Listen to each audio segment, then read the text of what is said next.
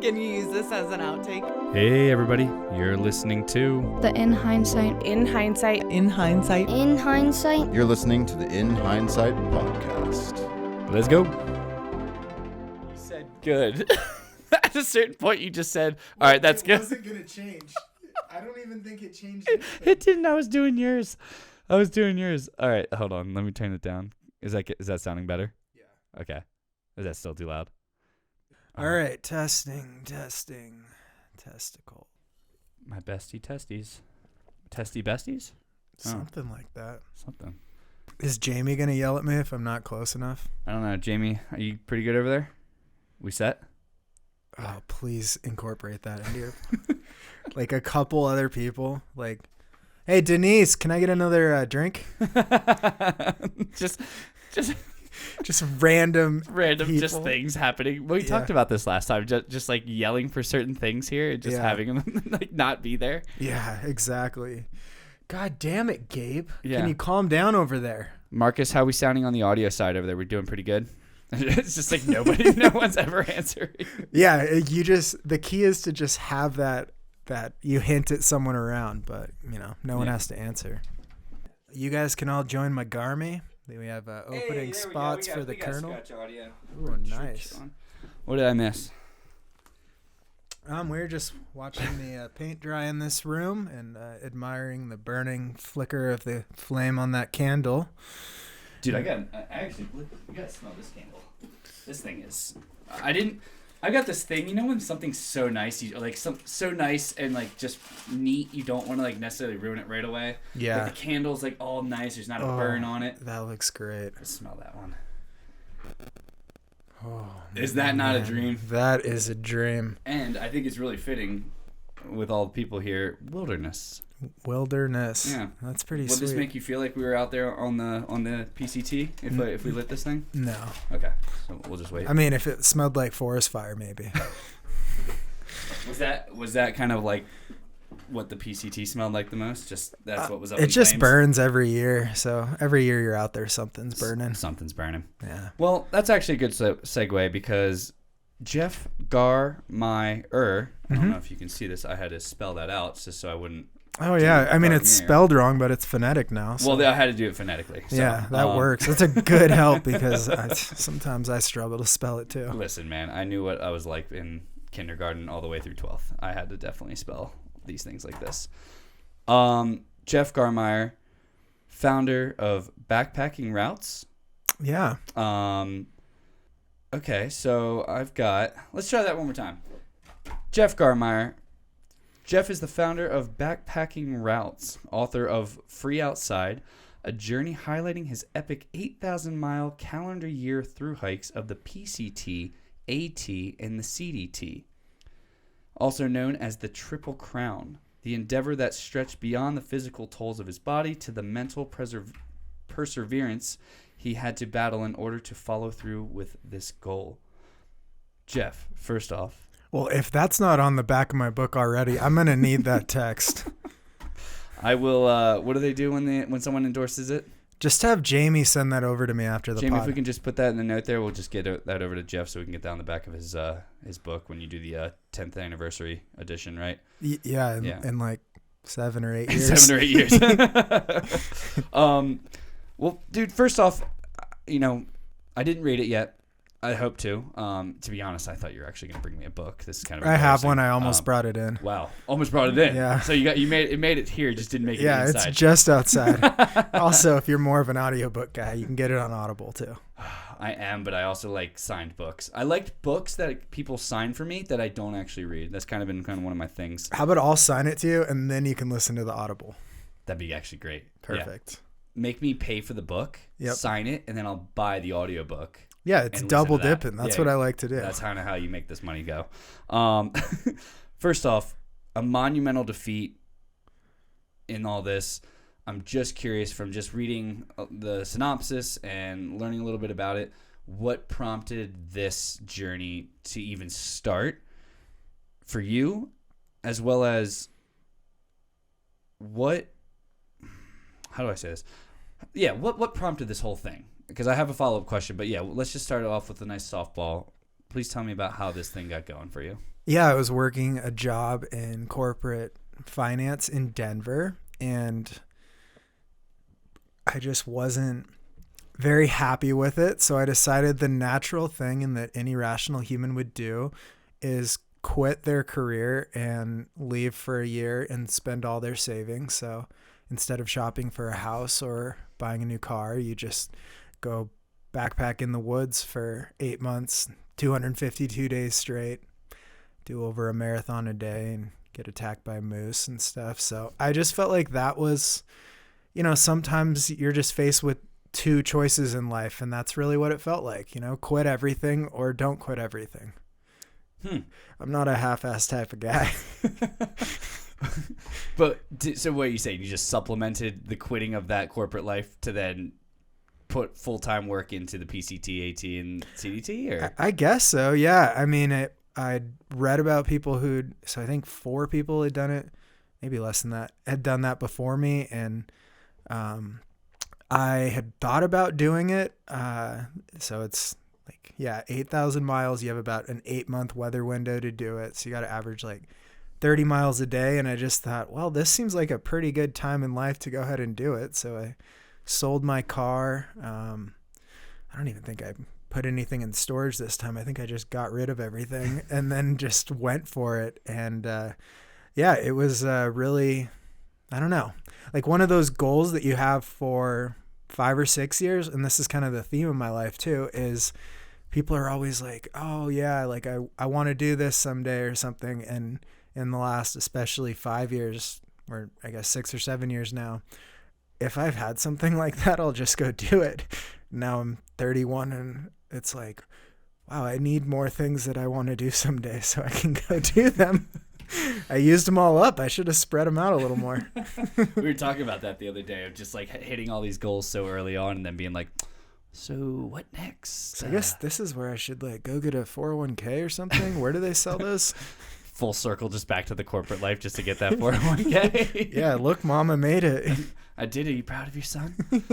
I mean, so the follow-up question was, why that? Why getting on trail, getting lost, both, I shouldn't say getting lost out there physically because, you're following things even though it will happen, but getting lost within your mind to find yourself a little bit versus, say, hopping on a plane, going over to, rural Africa and being lost there for 8 months. Why this route for you rather than that? Probably just the English language was easier to master. Yeah, that makes sense. Yeah.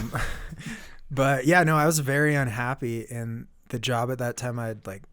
Company I was working through went through a change. I was very depressed, a little suicidal. So I was I got to make a huge change in life. And so I made a drastic change. I through hike the Pacific Crest Trail when I was 20 years old. So about 6 years prior, and I guess 5 years prior. And I knew that I enjoyed it out there. I liked the singularity of a goal. Your goal is to get from, in that case, Mexico to Canada. And at that young of an age, I'd found this one thing that was solely focused. You can put anything in it.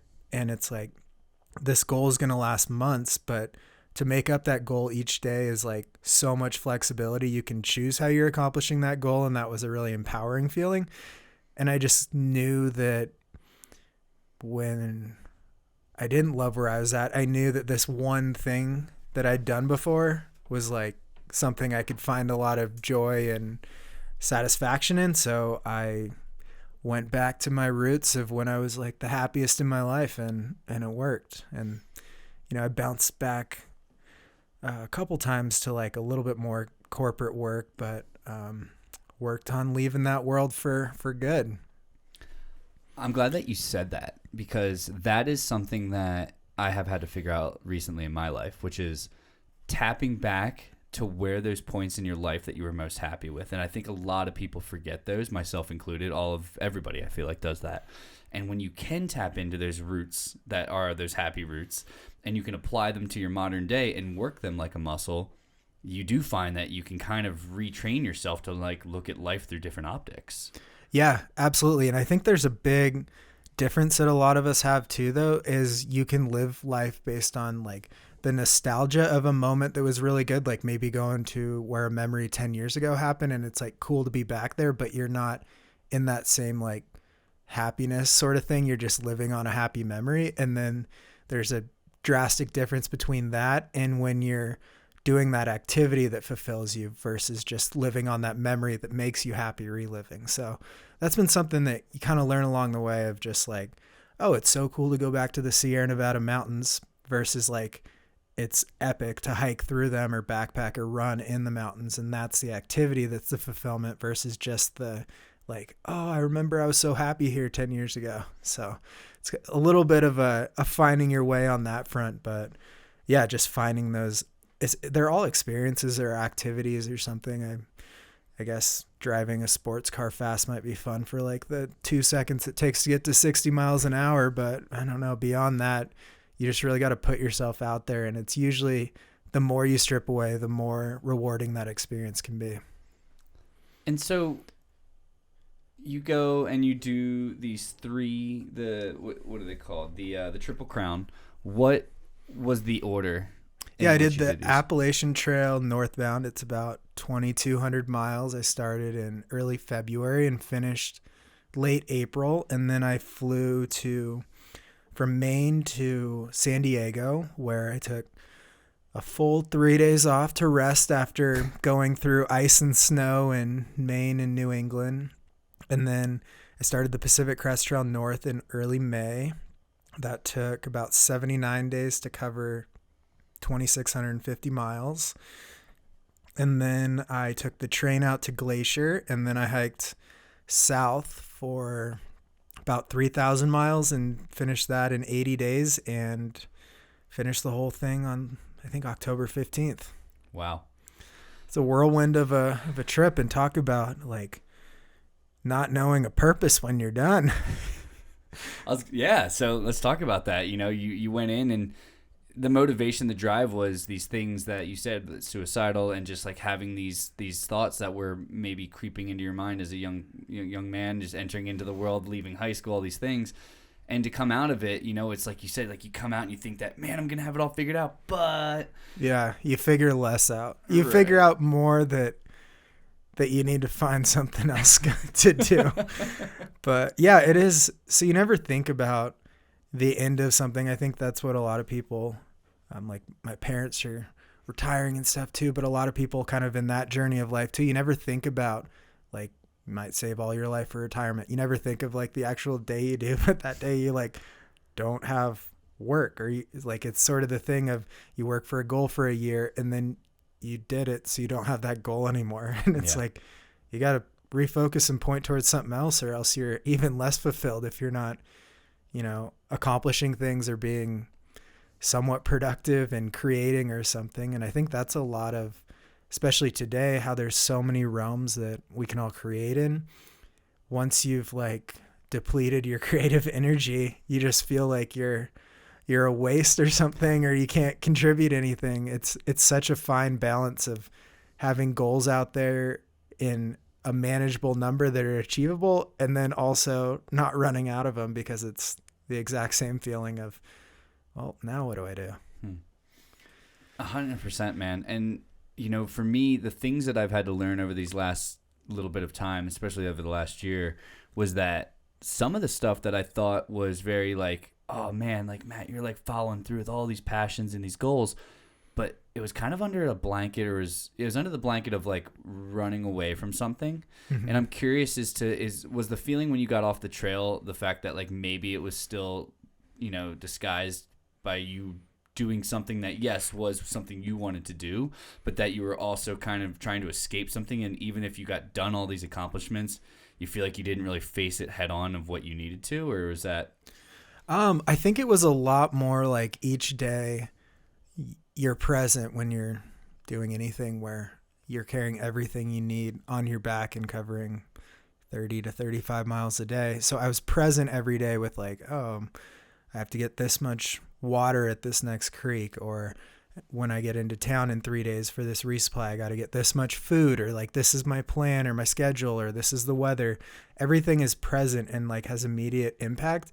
And then when you come back or you're done with something like that and it's pretty easy to run out of food and 10 minutes later be at the store getting food. It's like a lot less of that presence in life. And that's what's the struggle that you lose so quickly is, we never think about food, water, shelter because we literally have a place to live with running water and a store close by. So I think that was the hardest thing to realize. And what was that main aspect that I was, I guess, facing head on is like going through the motions up until that time and the job I had and things like that, where it didn't require that much presence, I guess.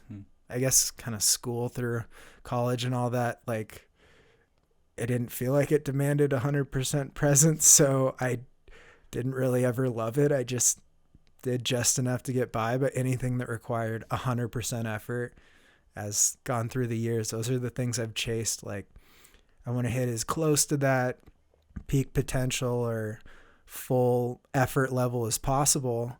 And anything where you can get by on like 50%, it's just boring. I just try to not do it. 100%, dude. I mean, do you think, and I've asked this question a couple friends, do you think we are the first like pegged generation to kind of just start being like, I don't think the college way is really all that like fancy and like what I should be doing. Let's go explore life for a little bit. Or do you think it was like right before us? Like, what do you think on that? I don't know. I went to college because it was expected, and now I have a degree that I probably will never use again in loans that suck. But like I think it was a good starting point for my early 20s of just like, well, you're making some money, but I didn't know anything about what I enjoyed doing in life until my mid to late 20s. So it really was just like a filler to get through, like, I don't know, close to another decade, I guess, before actually found some passion. So I do think it's kind of wrong that when you turn 18, it's like you can go get massive loans and go to school for anything you want, no matter if there's careers in it or not. Like, that's pretty insane. I should have done something way more fun if I'm not going to use my college degree. I always think about that because I didn't do the college route, and I'm like, why didn't I just get 100,000 from whomever just to go with like, yeah, F off for like the years that I was in Breckenridge. Like, why was I working in Breck or any of these ski towns when I could have just gotten money from someone and be like, all right, this is equivalent to your friend who just left 4 years of college with $100,000 worth of debt and decided they weren't going to do anything with that degree, and they just want to grow marijuana. And you're like, well, especially, I think we were overlapped in Colorado a lot. That would have been like the best deal is like $100,000 loan and start up like a grow operation or a dispensary. Like, there you go.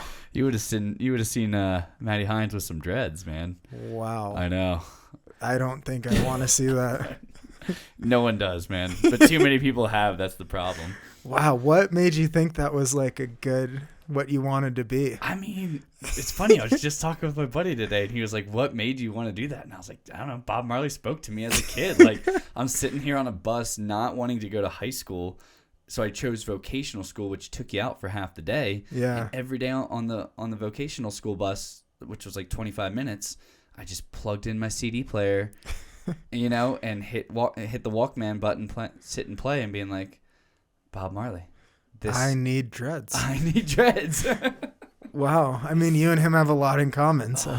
Well, obviously. Yeah. I mean, I can see it right across from me. I almost called you Bob earlier. Well, thank you. I appreciate that. I did have a Bob blanket, but, I kind of feel like I had to graduate from that when we were talking about that earlier. When did we graduate a little bit? And it's like, Bob's always in here, man, but it doesn't need to be everywhere all the time. Yeah, anything can live in your heart. Not everything can live outside your heart. True, but I feel like you have a tiger inside of here, but you also actually literally have one on your shirt. Yeah. No, it was intentional. No, I know. Yeah. You wanted to put your best Sunday dress on for me, so. Absolutely.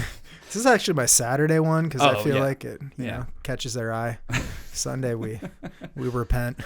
So when did that happen? Did that happen on these treks? Like, so it happened in 2018. I worked for about a year and a half or 2 years, and once again didn't love it. So once again, the natural thing to do was quit everything and go do something similar. And if I can set this up, basically I'm talking about your fascination for wearing great clothing. Great clothing. Yeah. Yep. Yeah. Clothing with animals on them, prints, unicorns, Yep. all that stuff. Yeah. I'm really getting into leopard print now, so Yeah, I think I'm in my leopard phase. From What Joe can I Does s- Yoga, we're very familiar with the leopard phase of your life. Oh, that was tiger print. I Oh, that think. was? Yeah. Oh. Yeah, I wore tiger tights with a tiger face on them and a shirt that said "Best Cat Dad Ever." So, if anyone's wondering, I just can't get a few visuals out of my head. One being the hole in your crotch that we had a slider just pushing straight on, and it wasn't a big enough hole to get in there. So. well, yeah, that's a good point. So, when did that start for you? Wearing this kind of stuff, and like what was the motivation behind even putting that on? Oh yeah, this is one of the greatest, most drawn out origin stories. So I was on this 7,000 mile loop after quitting again. If there's a theme, if I don't like things, I'll quit. Sorry, Mom. You like this podcast, right? Yeah, exactly. Okay, I'm cool, gonna yeah. just walk out sometime. If it gets bad, I'll let you know. Yeah. But yeah, I was on this. I'd done about 5,000 miles of it. I was coming through Anaconda, Montana, actually. Or I was a little north of there, maybe Glacier. And it was getting colder, and I needed another layer. So naturally, I go on Amazon because 2-day delivery. Thank you, Jeff Bezos. And We'll have to cut that from here. Jamie, if you don't mind just plugging that, and we can cut that. Thank you. okay, thank you, Jeff. And I was browsing, and and it's like suggested products. It's kind of a black hole which you can fall into, and I started seeing animal print, 3D animal faces, and it was just like, okay, this could be kind of cool. And the tiger one was the cheapest and also the most badass, so I purchased that and started wearing it. I wore it the rest of that trail, and then the next year I set a few records on trails. And I did my first ever sewing project, which is I cut the sleeves. I have 2 of these. I cut the sleeves off my other one and hemmed them up as my first sewing project. And I set the record on the long trail in Vermont with a cut off tiger hoodie. And yeah, And then great. the legend was born. Yeah, it's pretty great to, get to have fun at these things and occasionally do well and beat people who are wearing like performance wear. Yeah, so that's what I wanted to know is what, you do this, it's fun, right? Like, oh, I'm just going to get a tiger print, or like I own a Gumby costume. It's just like fun to just have fun out there with something that's like, an interesting piece of garb. And after you do this, you just realize, like to your point, I beat someone with all this performance wear. And that in itself just goes to show you that like we don't have to take things so seriously, and we can still perform things. Now, yes, the technical wear is like when it's pouring down rain, I'm guessing your tiger cutoff is not going to be the best thing for you. Oh, it's kind of wicking. Okay, yeah, obviously. Just a little dash of wet on the arms. Yep. But that's how Seam you seal actually it. see the veins popping out, right? Yeah, Like, I seam seal it, and tiger veins actually pop out. Tiger veins, yeah. Yeah. And what color are those? Tiger colored. Orange, yeah. I'm colorblind. Oh, for real? Yeah. Holy shit. Is that breaking news? No. Maybe spray. Breaking news. Maybe everybody, spraining news. Yeah. So you put these things on. I just can't get over the colorblind thing right now. You put this thing on. You realize that you don't need to take these things seriously, and that, I think, from that point forward, did that kind of kick off the theme of just not taking all these things so seriously, even though you want to achieve them?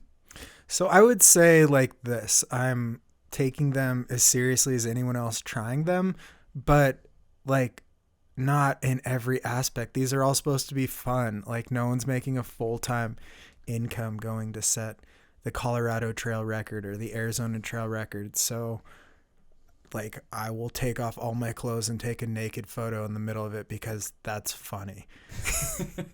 Like who wants to see someone be like, oh, for 14 days in a row, I covered 52 miles a day. It's like, okay, that's sort of boring. Yeah. It's like, what's actually entertaining?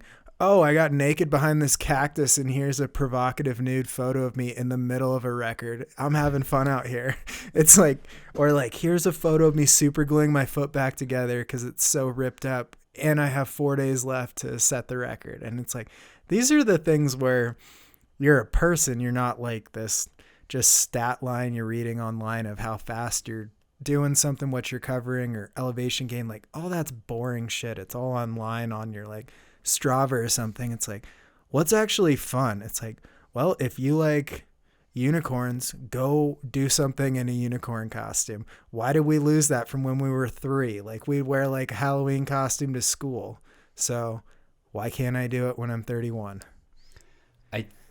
It's funny because I don't know. I think we were talking about this when we had dinner the other night, and it was like we get taught by society that like you're supposed to grow out of that.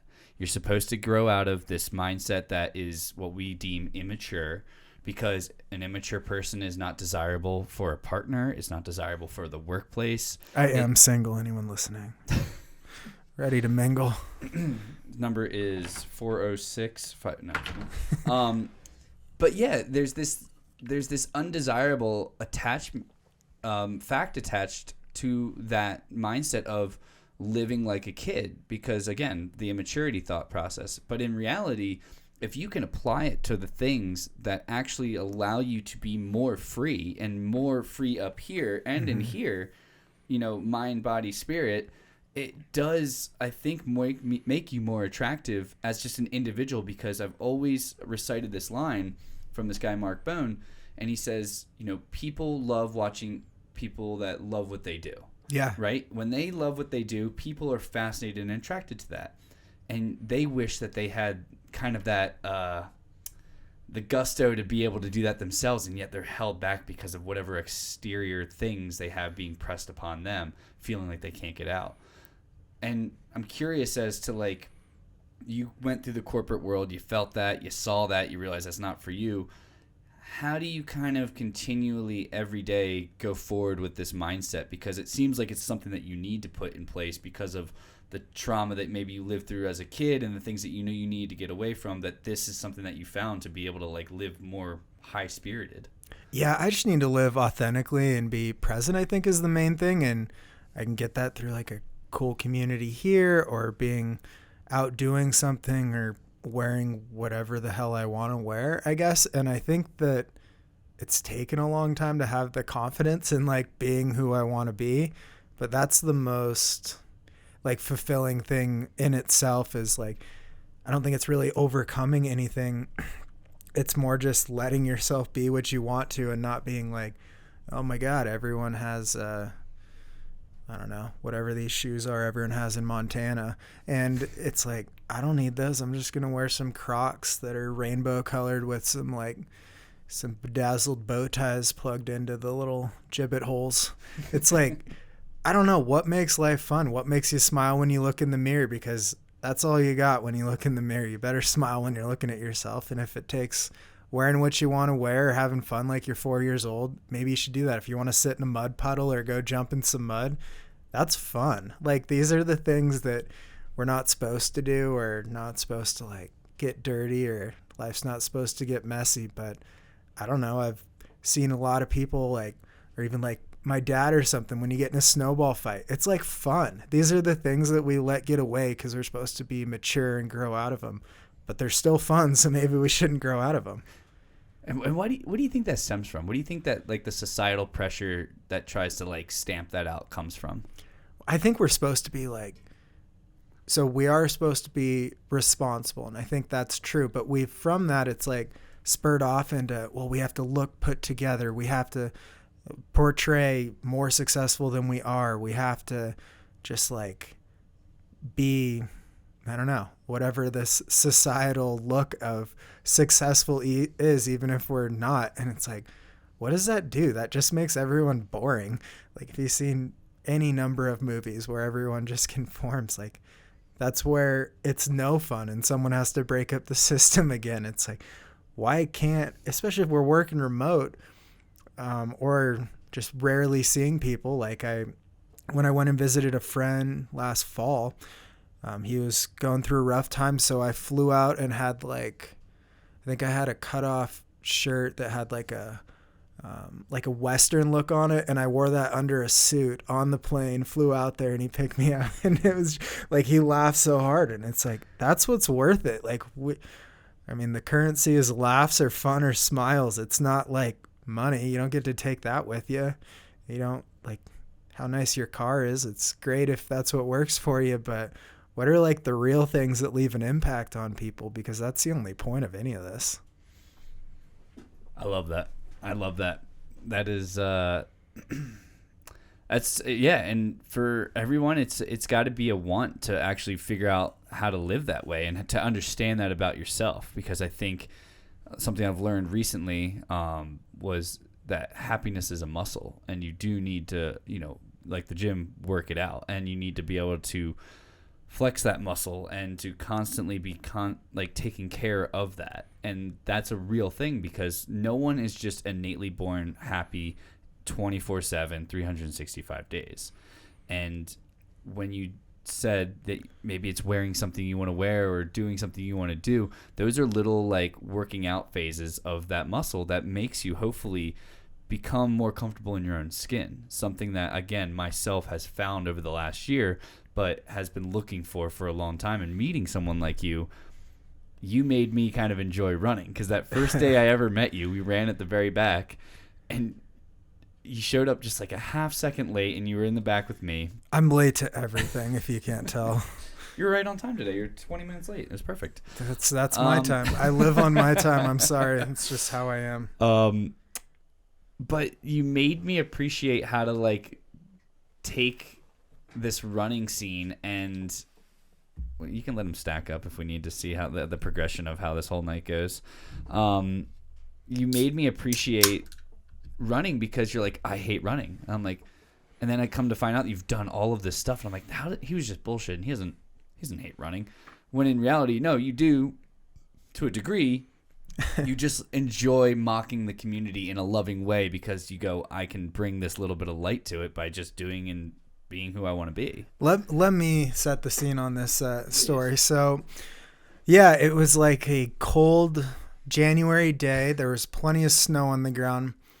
I think most people that were forcing themselves to go to a track workout in the snow when it's like 12 degrees would hate running. So, yeah, everyone's thinking they hate running. You know what? It just takes someone to say it out loud and give everyone to have permission to be like, okay, this isn't like what we're choosing to do. We're doing this because it's like healthy and good for us, but it's like, it's okay to hate this right now, guys. This kind of sucks.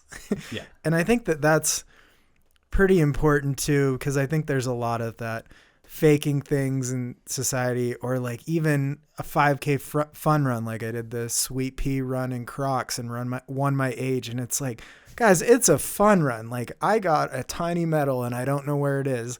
Doesn't matter. But I had a great time doing this. It wouldn't have mattered if I got last place or first. I did another 5K pushing a stroller. And it's just like, this is funny to me. This is fun.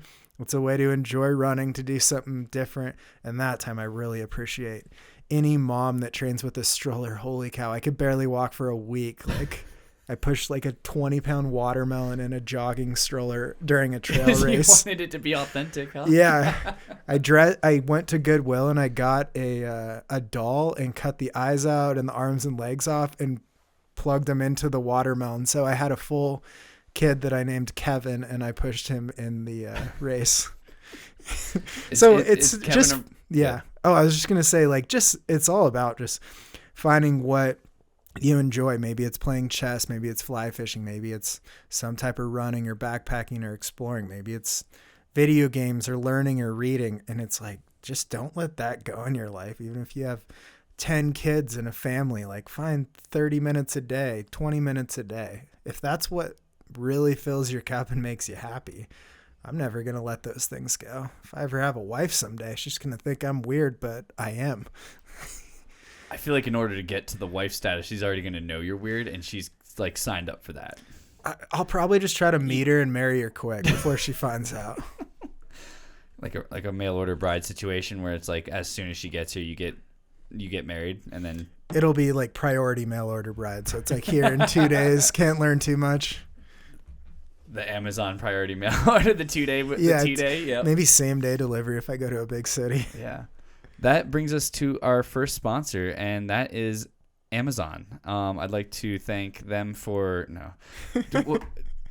Do we decide if that's actually legit? We could do that or not, or no? Yeah, but I wouldn't do Amazon. I would do something like, I'd really like to thank Minivans for sponsoring this episode, because you just know as you move from towing gear to towing children, that minivan's always going to take what means the most to you. So thanks to Minivans. If you'd like to sponsor the next episode, it looks like Water has jumped in to sponsor the next one. But after that, we have an opening, so let us know.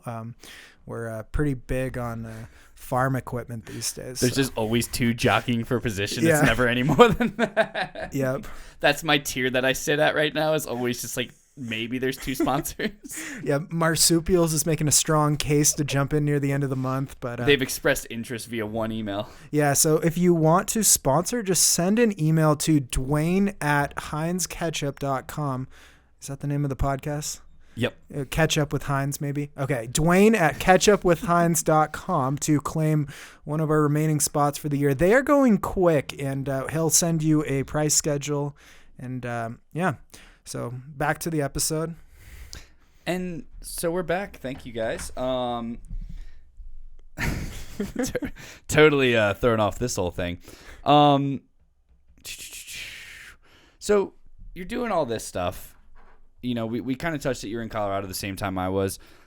Touching back a little bit, where did this whole thing start for you? Where are we coming from here? I popped out of my mom in Portland, Oregon in 1990. Good. I was at Seattle, Washington, my notes. So good thing for clarity on that. Thank you. And so I've been on planet Earth ever since, never left. So that, sums up kind of my life journey. Yeah. And so from Portland, you go through high school, everything like that through that, and then... Vancouver, Washington. So we lived across the river, right by the Portland airport, but... I knew Washington was in there. Different state, yeah. I lived in Seattle for some time, too. And how do you land in Bozeman? I feel like there's a lot of other places that have kind of like a set off... what's the thing? What am I thinking of? A launching off point a little bit closer to mountains than this. Yeah, I would say we can get into this. It's we don't have to. Failed relationship, ultimately. I moved here, and as I've said earlier, I don't do things half-ass, and I jumped right in and moved in with the girl, and then a pandemic hit, and we dated for a year and a half and lived together every single day we were dating, which I don't know that I'd completely recommend that, but it worked for some of the time, and then found a great community after we broke up and stuck around. I think this is how we originally bonded, because I had done nearly the same thing, even though I was with the person maybe a touch longer. It's like moving here and then being in like lockdown. Yeah. And you really do understand where your values and what you actually want out of your life sits. And yeah, reality hits, man. All right. What was the biggest thing you noticed as soon as you like moved in, and it was like that was like you might not have even known bothered you, but you realized real quick that was something? I can go first if you need to think. No, I mean, this is me asking you questions. So yeah, why don't you start this one off? Oh, it was just like I don't sleep very much, and my ex-girlfriend would sleep for 10 plus hours a night, and it was just like weird to go to bed later and get up earlier, and I don't know, it just felt like walking on eggshells after 9 p.m. It's like, is this even my house? Yeah. I mean, dude, that is that's something that I definitely can see being an issue if it's the sleeping does ultimately wind up becoming this little bit of like, if someone's cranky, if someone's in this like weird space where you're just not on the same like rhythm of how you guys like and her utilize cat the days. Sucked too. Her cat was awful. Yeah, that's probably the main one, honestly. Yeah, no kidding. For me, man, my ex came with a kid, and like a package deal. It was a package deal, man, and okay. It was something that without getting into this, because I feel like throughout my podcast life, I will ultimately flesh this out. Mm-hmm. But reality is that I just realized that it was something that I thought I wanted based upon childhood stuff, filling in a void of becoming a father figure and doing a good job at it. Mm-hmm. And then coming to realize that after the pandemic started to lighten up and that things were kind of coming out, that people were able to get back to normal life, travel, that I still had that itch to do that a lot. Yeah. And the reality is that with a package deal with a young kid that can't go to like hike the Himalayas for, 3 weeks or something like that, it was just something that I realized that maybe this wasn't for me. I hope this kid hikes the Himalayas someday now. I hope that she accomplishes every single goal she sets her head to, because, she's a rad chick, and, the daughter was amazing, and, yeah, I know that they can, but I just realized at this point when I have this ball of energy still, like, twirling inside me, that I needed to kind of pursue these other creative endeavors, yeah. Yeah, I don't think these balls of energy ever die, and they just like morph into different things of like, oh, I love doing that. I want to try doing this, or I'm loving learning this new style of something. Yeah. And I think that's really the passion, and where things really come together is, I don't know, what's life about? Development, both in like becoming a person and then like continuing developing and learning and getting better. And that's where this time we're living in of all these avenues to create is so cool, but it's also crippling, because it's like there's probably like 10 major avenues you can be creating on right now, and you want to do them all, but if you try to do them all, you'll do none. So it's like we have so much opportunity, but it's too much unless you're just like picking one at a time or something. So it's the greatest and the hardest. Yeah, I don't know if I told you this at dinner the other night, but I was talking to that. I was in Peru, and we had a shaman showing us around doing our journey for a little film project. And I was asking him, like, what all do you do? Like, it seems like you're really busy. He's like, I'm busy, but I only do 3 things in my life. And I'm like, 3 things? Like, please. Eat, sleep, poop? Poop? Yeah. No drinking in there. So, even though they did love to just chew on a fat wad of just like natural tobacco, just throwing it in there. Wow. Yeah. It's a lot. It was a lot. But he was like, I'm a farmer, I'm a shaman, and I'm a family man. He's like, those are the 3 things, and I'm content with doing them. For you Westerners, especially the ones in America, as a white male in America, you have every choice in the world. You have every option to do whatever you want. And with that many options and with that much choice, you find that people are more depressed, more anxious, more everything than ever, because they don't know what they want to do, and they can't settle on just these couple things and be content with it. Yeah, back to going to college at 18. You can be whatever you want, but probably you shouldn't be these 10 things, but you could still be them. But we're giving you these choices at an age where you have done so little in your life and had no responsibility. Choose your path the rest of your life. Some of the choices are wrong. Good luck. Yeah. It's like, that's off you go now. Terrifying. Yeah. Little pat on the butt. All right, next. Yeah, it's like our parents do great until we're 18, and then they're like, go be whatever you want. It's like, but I didn't ever figure out what it was. Yeah. I still want to be like a fireman from when I was in first grade, or an NBA player. Is that what the ones were? NBA player? I just wanted to be an NBA player. You got the height. But 6'2" is not very tall. It's not. And I saw your flexibility. It's pretty rough. Yeah. It's better after that skit. I'd hope so. It was a yoga skit, so. Yeah. I mean, I flexed a hole in my crotch. Ladies, still single. Still single. We're going to keep touching on that one throughout the podcast. Don't worry. Yeah. What kind of realizations happened off of the trails? Like, what were some of the biggest takeaways that maybe you thought, like, this is a direction, just to maybe even kind of counteract them and be like, no, that's not exactly what I want to do. Like, I'm sure there was tons of stuff that popped up. Any ones that float to the top? Yeah. So 2011, I was in the middle of college and realizing maybe I was actually mature, not immature, but I was just realizing, like, I have no idea what I want to do. And I hate engineering because the labs are too long and they're making me go to class too much. Great thinking for someone in college paying for it. But so I decided the best choice was to quit college and go through hike the Pacific Crest Trail. I was also working full time, so I was like way too busy. So I left it all, went in through hiked for 4 months, 2,650 miles, met lifelong friends and stuff. And that's when I first started thinking about, like, if I can do this much in 4 months, like, I wonder how far my body can carry me, or if I can do what's called the Triple Crown in through hiking or backpacking, which is the Appalachian Trail, Continental Divide Trail, and Pacific Crest Trail. It's like, I wonder if I could do all the other two that I haven't done and become what they call a Triple Crowner. And then it was like, I wonder if I could do all three in a year. And so the idea was hatched, and then, fast forward, 5 years, and I like had an opportunity to go do it. So I did, because everyone's like, oh, I wish I would have done that. Don't wait till you're old. So it's like, okay, I won't. And then went and did it successfully. So that was like 8,000 miles in. It was like, I wonder if I could like orienteer across the desert. So on this loop, 800 of it was a route that I drew up myself, had to like cross the Sonoran and Mojave Desert. I carried 8.5 liters of water at one point. It was a 70-mile waterless stretch. So it's like I came up with these new challenges that I wanted to see if I could do. Completed that successfully.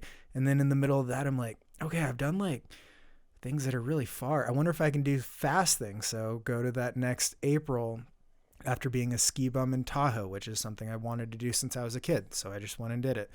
I went and worked at Alpine Meadows and Squaw for just a few days a week, finished my book, and it was just like, okay, now I've done the ski bum thing. Like, my cup for skiing is full. Like, I feel good about that. And so the end of that winter, it was like, I wonder if I can do things fast. So I went down and broke the record on the Arizona Trail, and then the Pinhoti Trail in Alabama and Georgia, and then the long trail in Vermont. So I'd done all these things fast, and then it was like, I wonder if I can like run ultras or things like that. Or it's like, I've always wanted to be in the Barkley Marathon, so I got into those and went and attempted them. It's like anything, maybe these goals take 2 years or 3 years or a long lead up or prepping, but it's like, I don't know.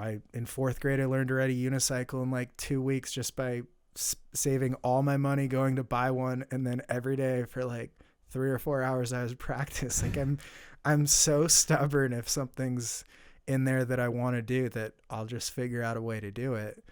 And it's been awesome, but it also means that other areas of life that are need a little more massaging, or like social and like friendships, have been more of a learned skill, because it's like, well, no, I've been gone because I wanted to learn to ride my unicycle, so I have not done anything but that for 2 straight weeks.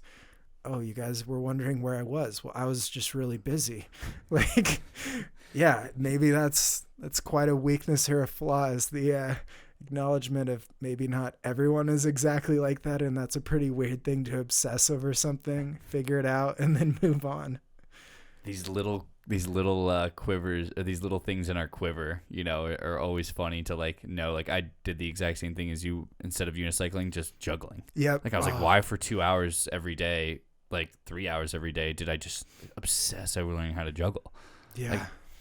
Like, I performed. In case I ever need to show a clown up, I don't know. Yeah, I have circus skills. I juggled at the farmer's market and rode my unicycle. On the unicycle? Growing up, oh, yeah. That's awesome. The 5th grade talent show. Oh, it brought the house down. Glory days, baby. Glory days, exactly. I'm curious because you did. It reminds me of that quote, like, every time you say yes to something, you say no to something, right? And you were saying that, like, by saying yes to all these endeavors that looked and felt like this organic progression inside of you to go, how fast can I do something? How long can I do something? How quickly can I do something? Like, all of these things that were just naturally progressing after you did one was fueling the motivation, it sounds like, but then also like allowing you to be like, how do I look at this hurdle in a different light? And I think some people feel like when they watch someone like you, or they watch it from the outside, they feel like they can't do that. And it's always interesting because I think it does take that initial spark, but that spark to even get started is always so nuanced. What did that initial spark even look like for you? Or I guess maybe another question in similar light is, how do you think people can find that spark? You have to just do it, and maybe you fail. I Which guess people are very deathly afraid of. Yeah, I mean, failures, it sucks, but honestly, no one really cares after something's over if you succeeded or failed. You might have 1 hour of glory or 1 hour of shame, but then everyone has moved on. The best case scenario, your biggest influencers online are hoping to get like 3 to 7 seconds of your time daily when they post something. That's what like the biggest people in the world are hoping you donate to them. Or if someone drops a song, they're hoping like 3 minutes a year you'll listen to their new song and give it a chance. That's as much as the most influential people in the world are hoping for a year. And it's just like, why do we put all this pressure from other people on ourselves? Like, failure sucks personally, but I really don't care that much about what other people think about it. Beyond that, it's really a learned thing of succeeding a lot, but failing some too. And it's like kind of embarrassing, but no one ever has cared as much as I cared at all. Like tenfold, I care way more about it than anyone else does about anything. But the initial spark kind of came from making this really insane decision to quit spring or leave spring term of my sophomore year at college and go through hike the Pacific Crest Trail. I had no idea what I was doing. Most people start with like a 35 pound backpack. I showed up with a 55 pound external frame backpack from the 90s. I had no idea what I was doing. I was like crawling up a hill at mile 15 of the day, still like didn't have enough water, was so scared the first night. Every noise I thought was going to kill me. Through like 4 days I'd gone, I think 77 miles, but I like wrote, because I blogged every day of every adventure I've done, but I wrote that I'd done 80 because it felt like if I said 80, I was successful, like 20 miles a day. It's like, this will show like I'm fit enough and I can do this. It's like, no one cares. But like personally, I felt like I had to round up to 80. And then slowly like got to know people, got to figure it out, like learn these things along the way. My pack actually broke. It was too heavy at mile like 600. And so I had to use this like old rucksack out of like this area called Kennedy Meadows right before the Sierra Nevadas. And I just sewed it up with dental floss and hiked through like 600 miles of mountains with a backpack sewed together with dental floss. So it was all through these like little failures that still ended in a big success. And that's what everything like ends up as. I mean, if you gain perspective, or even if you decide you hate something, that's a big success. Because you know what? We have all maybes when we start our adult life. And if you can cross them out that are like, well, I do not like that. Or it's like, I don't like brunch. It costs too much and I don't even usually eat before like noon anyways. So why would I go to brunch? That's a big plus, because I'm never going to waste money on a bottomless mimosa again, because mimosas suck. So, you know, you just got to have those little victories. Maybe it's you find something you love or something you hate, but it's a lot easier to not keep doing the stuff you hate if you realize it. The mimosas suck. Yeah, I mean. And the charge that they charge you for it, it's like, this is like worth a whole bottle of like Brut extra dry, and this is one glass. Like, yeah, why wouldn't I just drink orange juice or champagne? Like, yeah. I don't want to mix them. I don't want them together. Like, I didn't. And yeah. don't throw a raspberry in there. Like, thank you. Yeah, I decided Blackberry. after Edward 40 hands I didn't like 40s. When they're taped to your hands and you just can't escape the terror. Yeah, you can't even pee. Yeah.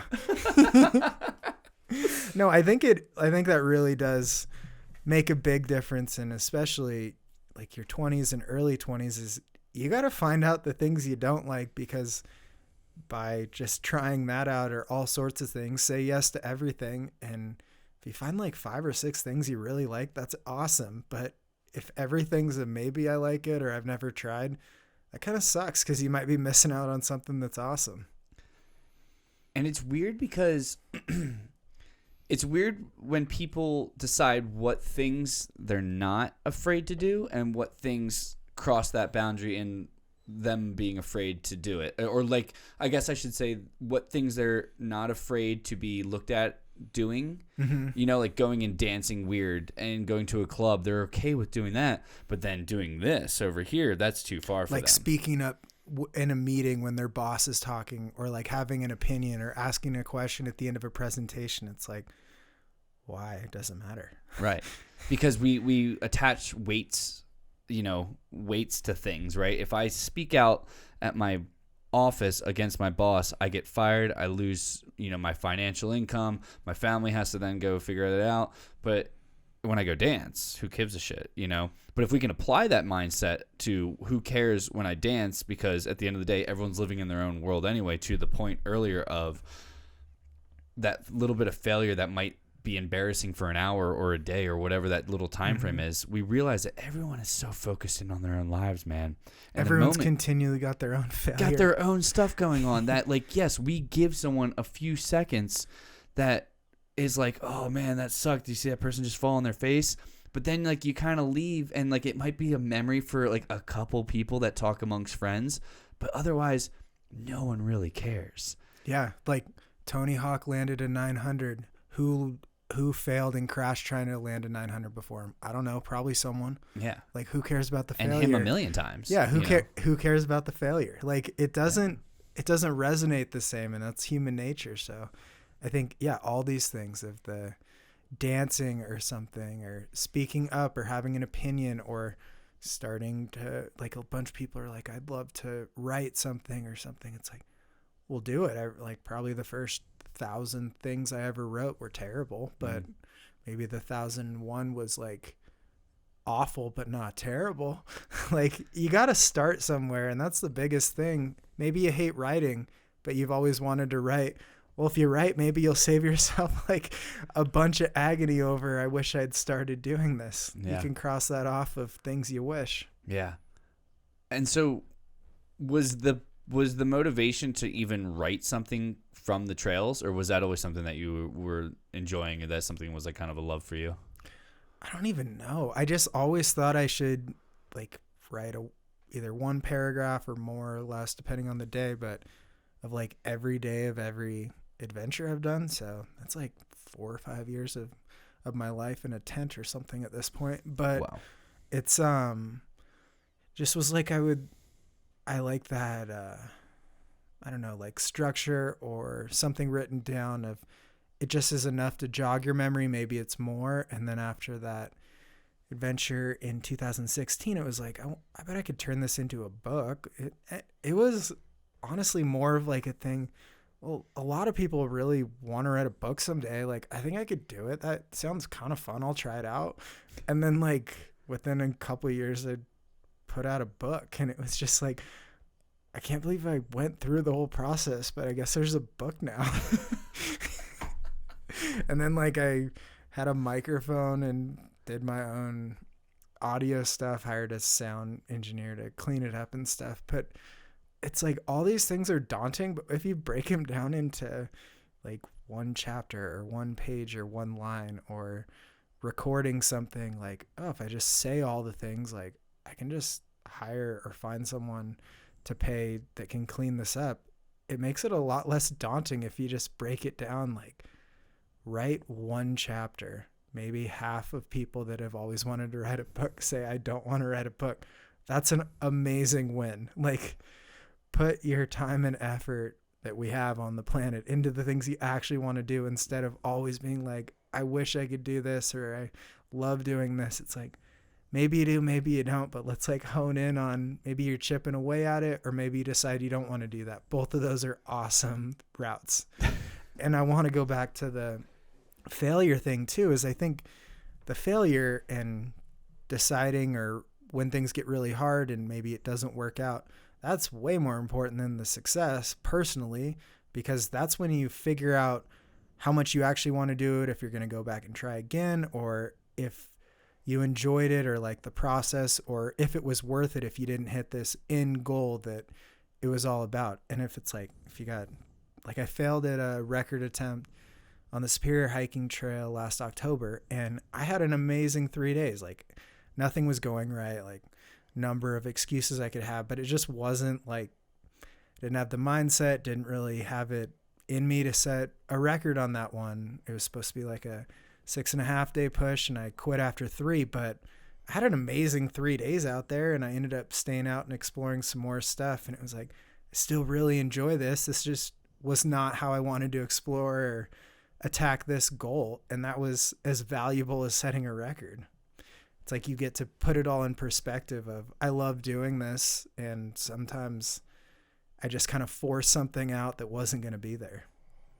Yeah, but the cool thing about sometimes forcing those things is that, like, you do put yourself into the situation and you just kind of see what sticks. And again, it could be the success you wanted, the victory, the record, or like you said, a great 3 days. Maybe things didn't go right, but you come back and you go, I'm still doing what I want to do. And at that point, it doesn't really become a failure or success thing. It just becomes, I'm still living to who I want to be through and through. Yeah, and that one was really cool because it also empowered a lot of other people to take some risks on things like that, where it's like, well, what if I fail? And it's like, I mean, nothing really happened to me when I failed. Like, I actually had a good time out there. It was a good experience. I got to push myself in new ways, overcome some stuff I haven't had to try to figure out before. And at the end of the day, I was not disappointed at all. And maybe that's like this big myth, is every failure you're disappointed. Maybe you're disappointed you didn't get the overall goal, but I think you really learn a lot of things when things don't go right. Like, you don't learn how to change a flat unless you get a flat. Like, you got to have stuff happen or you never learn anything. You didn't have fix a flat class in high school? No, I didn't go to vocational school. Oh, well, yeah, obviously. I wasn't listening to Bob Marley. As I'm fixing flats. Yeah, and lost my train of thought. I had a really good something I was going to say about that. I think that, I was going to say, like, when you put the most extreme thing as what we define as failure at the top of your mind and go, what is that? Well, if death is that and everything below it is something you can live with, no pun intended, then, like, what are you afraid to go do? Why be afraid to go and venture into that world and see what happens? You're saying everything below it, people would be afraid to live. Oh. Boom. Ladies and gentlemen, thank you so much for listening to this wraps up the entire Heinz Ketchup podcast. You just, at some point, someone's going to be like, dude, I listened to your podcast. The Heinz Ketchup is so good. You're like, fuck, man. Like, Jeff just... I kind of like ketchup with Heinz. But that's the alternate podcast that we're going to start. I've got Doppelgangers as one coming out. Yep. It's not actually coming out, but one that I've wanted, where I find two people that look alike and talk about what they do in life. And it could be like a janitor in one and like a CEO of something else. And please make it just Bozeman. So like they're not that closely looking, but you like really force it. You're trying really hard.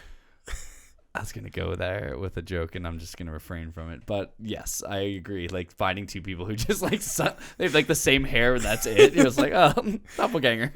Yeah, exactly. Like if you close your eyes, they're kind of similar, but not a whole lot. Like you and Bob Marley would be perfect. Yeah, me with dreads and Bob Marley got confused all the time. People were constantly taking photos of me being like, Bob. And I was like, that's not him. I doubt it. Yeah, okay. So you look at everything that you've done and you kind of take it all in. You're still following through with all this stuff.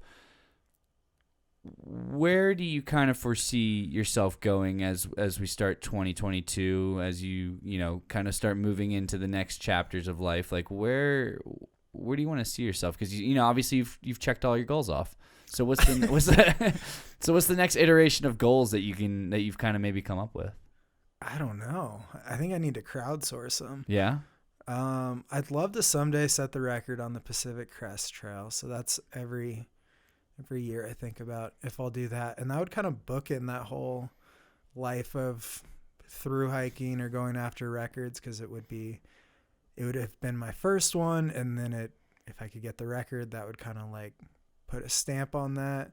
And then after that, I don't know. I love working and promoting, advocating, and doing some public speaking to benefit and bring awareness to the mental health space, and also promoting tools outside of and including like therapy, but also like wilderness stuff and like finding something where you get to eliminate distractions and be present too, because I think it is really great to, get rid of the stigma, but as anything like that, I don't think we'll ever in our lifetime get rid of the complete stigma. And it's so hard for some people to come to terms in their life with telling family members or admitting to people that they're going to therapy or something. It's like maybe can bridge the gap of like, you know, like other resources as well, or advocate for like telehealth therapy or something like that that's less invasive, or if you're not ready to make it a part of having to tell your boss you're going to therapy an hour a week or something. I think that's as big a part of mental health moving forward as eliminating the stigma is, I mean, it's ironically, I am pretty private about a lot of things. And it's like, I don't think anyone should have to share some of the big things in their life like that. And if there's just more flexibility and ability to work through mental health stuff like that, and more tools for people to use where maybe they don't have to share it with even their parents or something like that, or friends or something. I think coming up with alternative stuff like that's only going to benefit humanity, I guess, moving forward. Because if we're eliminating the stigma or working to bring awareness and get rid of the stigma, that means there's still a stigma. So let's be cognizant of the people who maybe are dealing with it but don't want everyone to know either. I couldn't agree more, man. First off, I'm a huge advocate and fan of, wilderness therapy. I did some projects for some organizations that brought, wounded veterans out into the wilderness for multi-day hikes, trips, etc., and just getting them to experience a morning where they're hearing every sound. It's so visceral, the creek flowing, the birds chirping, the crickets, the wind. I just saw themselves, like not knowing them really before, being the kind of the camera guy on the thing. I watched like a change in just a short amount of time, whether it be a week or 2 weeks, whatever it was. And the other thing I wanted to say was that's kind of the impetus for this podcast to some degree, and something that I originally had in the trailer, but I wound up taking out. And it wasn't because I was ashamed of saying it. It's just I didn't want this to be pegged as something of such a heavy topic of mental health, because there's podcasts and things out there like that already that speak to it. I wanted this to be a revisit of someone's past, and I want to go after people far and wide, and CEOs and people that have made big things happen in society and whatever, whether they're mayor or whatever. And that's because I want to always be able to touch on what little challenges were going on for you and in the personal world, but really just like, was there something going on mentally too with you, or something that may have hindered you with depression, anxiety, or any of those above? And how did you work through those? Because I think I know so many people have an iteration of those. And the stigma in society still to this day, even though I think it's getting chipped away a little bit more and more, still fear coming out to talk about it, still fear the unknown, and still fear going forward to figure out how they can break through. And I think there's so many people who have gone through it, yourself included, that have these stories to tell, and I hope inspire people to get up in their own life and figure out what they love to do and what really truly hits home for them. Yeah, and I think that a good difference to point out is like we're chipping away at the stigma, but I also think there's this thing, even if there is no stigma about something, you don't have to like publicly share or be open with all the people or any people in your life too. Like a lot of mental health, it's within you. Like no one knows. Like I've gone through weeks of terrible anxiety and no one knows I'm going through it because you're fighting this battle on the inside. And like it's great to like I go to therapy every week and stuff too, but it's great to be able to have that. But also beyond the stigma, it's like if whatever is working for you, if you're talking to someone or doing something or working with your doctor, like you also don't have to share that even if there is no stigma. Like I think that a little bit of this whole mental health awareness movement, I think 99% of it's great, but the end goal isn't for everyone to be super open about mental health. Like we just want the burden of feeling judged by that gone, but you never have to share these things with other people if you don't want. Like a chosen to be open myself, but I never want anyone to feel the pressure like they're contributing to the stigma if they don't share. No, mental health is very personal, and it can help people along the way. Or, you know, if you're a happier, better person for working through it, you're also helping people along the way. So there's no pressure on either side. And I think it's pretty hard to always see like getting rid of the stigma or eliminating the stereotypes or things like that. It's like, just, it's your personal journey. There's people that can help. There's probably friends that can be supportive, but if that's not where you're at, you don't got to do it. And again, I think that's why I removed it from what the theme of this podcast was, because I never wanted to have that be a motivating factor to have someone on. Because again, I'm not trying to cure the world of all this, to your point. I hope within everything you said and what we've just kind of talked about is that if you get that Mark Zuckerberg or Jeff Bezos in here and they do shed light on something that they had gone through, when you start, maybe those two aren't the best examples, but if you get someone who's more of a cultural figure that people actually appreciate and like a little bit more. Yeah, we're going to cut that. We're going to cut that. I can't use Jamie anymore. What do we want to do? We want to Shimei? Hey, Harold, can you note that? We're going to note the time code there. We're going to cut that out in post. Harold. Just have a list of names before every podcast. Exactly. And then move down it. But Harold is here. Harold is here, obviously, yeah. But finding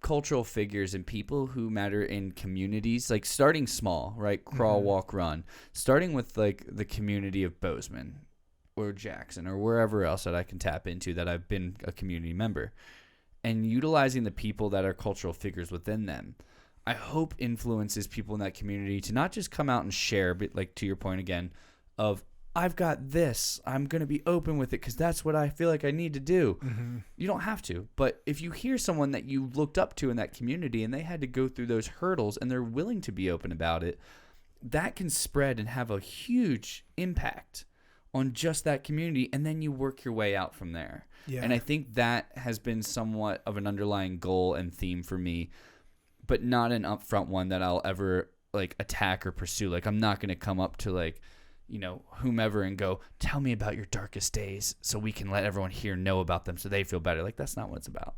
Yeah, and I think this flows right into where we were at earlier with failure and stuff. Is I think that maybe your darkest days or failures along the way or the bumpy road in the journey to where people are at, those are where everyone connects with people. Like, okay, covered this amount of miles in this many days, or I didn't sleep for 3 days straight on an attempt and was hallucinating stuff. That is not relatable, but like, I've ended up in the hospital with a crippling panic attack. Maybe that eliminates, or that like is a lot more relatable to when you have like a really bad day or something. Like, I mean, accomplishments are cool and that's like what people want to write on their resume, but you don't really get to know what worked that time with a success. But the failures, you're like, well, we're not going to try that again, or next time I know what that means. It's like,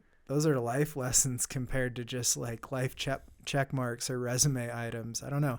That's where you relate to people is we've all had these spectacular failures, and they kind of are because we get to like learn some pretty epic lessons from them.